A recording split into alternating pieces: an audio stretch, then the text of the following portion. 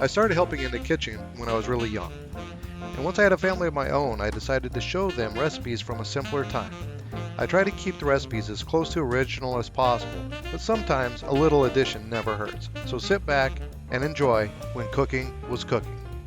The first recipe is shrimp jambalaya. The recipe calls for a pressure cooker, but if you don't have one, a pot or rice cooker works just fine. But remember, if you're going to use long grain rice, soften first or it might be a little crunchy. The recipe didn't call for andouille, but I added it anyway. Why? Because it's delicious and adds a little more spice. As you can see, I was not using a pressure cooker, so I had to saute the garlic, onions, peppers separate from the meat. After all the ingredients are brown, toss into a rice cooker or a pot and cook until the rice is soft. And after the rice is done, it's time to sit back and enjoy the fruits of your labor. This is the food label. Not too bad for 255 calories per serving.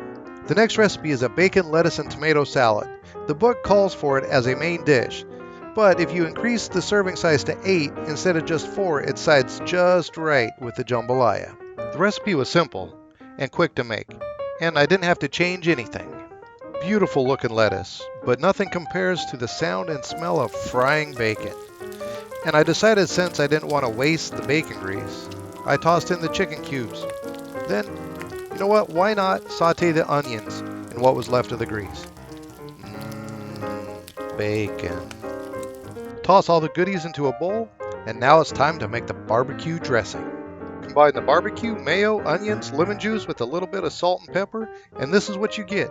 A dressing that tastes almost like Thousand Island. The recipe said to mix everything together in an amazing medley of awesomeness. Enjoy the bacon, lettuce, and tomato salad. The food label calls for a calorie intake at almost 400 calories per serving. It's got to be the bacon. A dinner would not be complete without a dessert, and Betty Crocker knows how to do it. Lime meringue pie? Who knew you could meringue a lime? The recipe and ingredients are straightforward and easy to make. I'm not good at making pie crust, but Marie Callender is. As you are heating the filling, make sure you're stirring. Otherwise it'll stick to the bottom of the pan and that would be a waste of the deliciousness.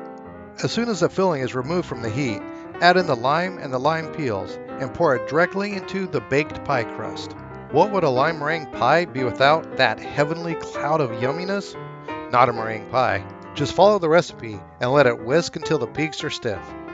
That is when the egg whites say, "Hey, I'm done. It's time to put me on that pie." Make sure the egg whites create a seal around the edge of the crust, and then put it in the oven until the top is golden brown. Then, when you pull it out of the oven, let it sit in a draft-free place until it's cool. So begins the waiting game. It's a succulent finish to a meal that was certainly a blast from the past. I hope you enjoy.